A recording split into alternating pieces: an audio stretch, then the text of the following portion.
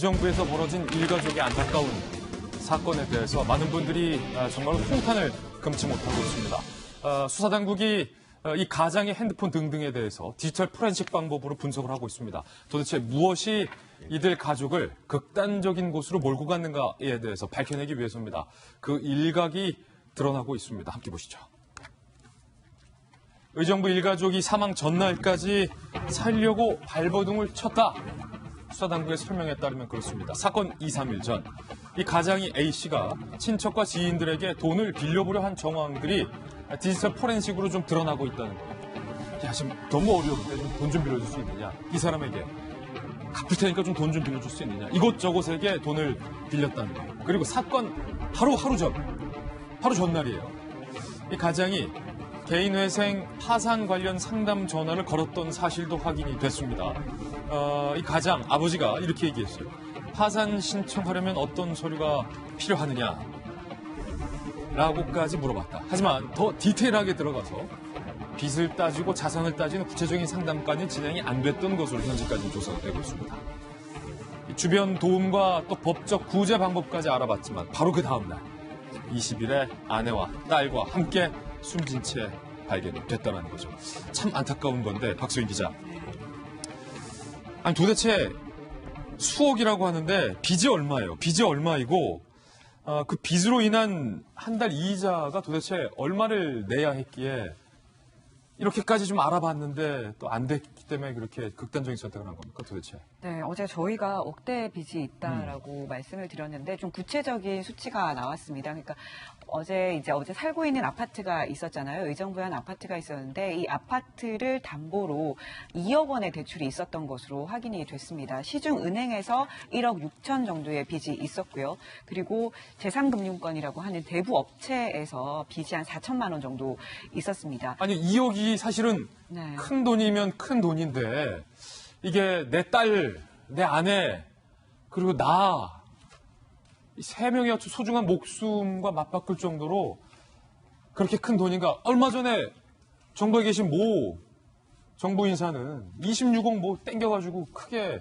집도 사고 했잖아요. 그 사람들한테 이거 2억은 분명히 큰 돈이 아닐 텐데 이럴 수밖에 없었나? 그러게요. 근데 지금 상황을 보면 좀 굉장히 답답했을 것 같기는 합니다. 지금 대출이 한 2억 정도 있는데 보통 이제 시중 이자율로 계산을 해보면 한 달에 이자만 한 200 정도 나가는 상황이었거든요. 월 200 정도의 돈이 이제 매달 이자로 나가고 있는 상황인데 지금 목공업을 접었잖아요. 접었다 보니까 이제 남편은 벌이가 없었고요. 아내가 이제 그 가게 종업원으로 일을 하면서 월 150만 원의 수입이 있는 상황이었습니다. 그런데 지금 이자가 200이 넘는데 월 150이 수입이 그거밖에 되지 않으면 오히려 생활을 영위하는 게 더 지금 계속 적자가 되는 상황인데다가 네. 거기에 중학생, 고등학생들이 학생들도 있지 않습니까? 그럼 학생들도 양육을 해야 되는 비용이 또 들어가잖아요. 그러다 보니까 굉장히 깝깝했던 것 같아요. 그래서 개인회생, 뭐 파산 이런 것들을 알아본 것 같은데 문제는 파산 신청을 하려고 해도 신청하는데도 한 3,400이 들어요. 그런데 이 돈조차 굉장히 부담스러웠던 상황이었던 것 같습니다. 예, 지금 이 가족이 지고 있는 빚이 2억인데 어떻게 2억을 대출받았는데 한 달 이자가 200일 수 있을까 궁금하신 분들이 있어서 저희가 좀 더 자세히 취재를 해봤는데 함께 보시죠. 김배민 박사님, 네. 2억 원 중에 지금 제1금융권에서 받은 대출이 한 1억 6천만 원. 그리고 나머지 4천만 원이 제3금융권. 그거 좀 띄워주세요. 4천만 원. 네, 그러니까 우리가 흔히 대부업이라고 부르게 되는 얘기를 해서 제3금융권이라고 얘기를 하게 된 것 같은데요. 예. 사실 우리가 2억을 보통은 아파트를 사거나 했을 때 주택담보대출 등으로 빚을 당기지 않습니까? 그럼 한 2억 원 정도의 빚을 내더라도 한 달에 내야 되는 이자가 사실 저렇게 많지는 않습니다. 그러니까요. 근데 제가 바라보건대 지금 1금융권에서 1억 6천 정도의 빚을 냈다는 것은 의정부에 있는 아파트 가액이 그렇게 높지 않기 때문에 받을 수 있는 끝까지 한도를 가져갔을 때가 한 1억 6천만 원인데 저기 지금 아파트 담보대출이니까. 거기에 대한 이자는 그렇게 높지는 않을 거라고 생각합니다. 예. 그렇다면 지금 200만 원 이자가 나왔다라면 문제는 저 재산금융권이라고 보는 이 대부업의 빚일 거라고 생각이 소위 드는데요. 사채 대부업. 그렇죠. 근데 저기에서 지금 현재까지는 얼마 정도의 이자가 나오는 건지는 알 수 없었겠습니다만은 우리가 통상적으로 바라보건대 이러한 대부업체의 빚으로 인해서 받게 되는 압박이 가해졌을 때 이 가장 입장에서 느끼게 되는 심각한 심리적 스트레스를 받지 않았을까라고 생각을 일종의 지울 수가 없는 거거든요. 도촉 혹은 압박이 있었을 수도 있다. 네, 그러니까 지금 한 달에 본인은 일자리를 잃어버리게 된 것이고 아내가 나가서 일을 하게 되는 150만 원의 그 금액을 가지고 생활비를 보태기도 바쁠 텐데 200만 원의 이자가 나가게 되면 상식적으로 생활 자체가 불가능한 것 아니겠습니까? 이렇게 극단적인 궁지의 상황으로 몰아갈 수밖에 없었던 근본적인 원인 한 가지를 꼭 꼽자면서 대부업체가 아닌가라는 생각이 드는데요. 저기에 대한 사실관계 확인이 조금 더 필요하고 예. 혹시나 법적인 기준과 잣대를 벗어나는 무리한 요구들이나 이런 것들이 있었는지 없었는지에 대한 여부들도 경찰의 수사로 조금 더 확인이 돼야 될 대목으로 봅니다. 제가 봤을 때는 저 아파트가 한 3억짜리였던 것 같아요. 그래서 이제 제1금융권에서 1억 6천만 원 정도 빌려준 거고, 그렇기 때문에 이자가 한 달에 한 7, 80만 원 정도 나간다고 이제 보시면 되고요.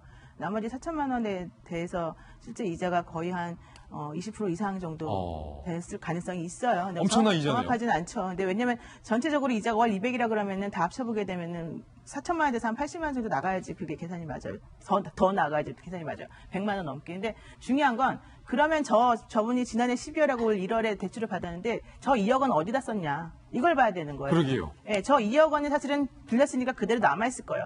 물론 200만 원 정도씩 돈을 내가 이자로 나가야 된다는 걸 몰랐을 리가 없죠. 1억 6천까지 했을 때는 그 정도의 이자 나가는 건 감수할 수 있었는데 추가로 지금 4천만 원을 더 쓰게 된 거는 뭔가 목돈이 들어갈 때가 있었다는 거죠. 네. 그러면 차라리 우리 같은 경우는 저렇게 부담스러우면 집을 팔아버려야 되는데 지금 현재 부동산 관련해가지고 집을 팔기가 녹록하지가 않아요. 그러니까 일단은 급한 김에 저렇게 돈을 땡겨서 쓰고 집도 잘 안 팔리고. 예, 땡겨서 쓰고 그다음에 그 돈 어디다가 이제 물론 썼겠죠. 그리고 난 다음에 막막하고 현재 본인이 수입이 없는데 그 부인의 150만 원 가지고 15살짜리 아들 18살짜리 딸 이렇게 네 식구가 같이 살기 너무 힘들다라고 하는 거죠. 그러니까 앞으로 이게 발전 가능성이 없다는 거죠. 그럼 여기에 대해서 파산 신청을 하면 파산이 돼야 되잖아요. 예. 근데 아파트 때문에 파산이 또 어려워요. 저런 상황이 된다면은. 그래서 아파트가 자산으로 잡히기 때문에. 예, 그래서 이제 이런 여러 가지 것들이 아마 본인에게는 조금 힘들었던 것 같고, 그럼에도 불구하고 좀 더 숙고를 해서 파산 절차를 공짜로 도와주는 곳이 있는데 거기다가 좀 의논을 했으면 좋았을 텐데 실제 그렇게 안 하고 일반 법률사무소에 연락한단 말이에요. 그러면 파산 신청하는데도 한 300만 원 달라 그래요. 지금 200에서 300 정도 네, 발생한다. 그리고 이제 그런 정도의 돈은 또 마련하기 힘들고, 그러니까 아마 이거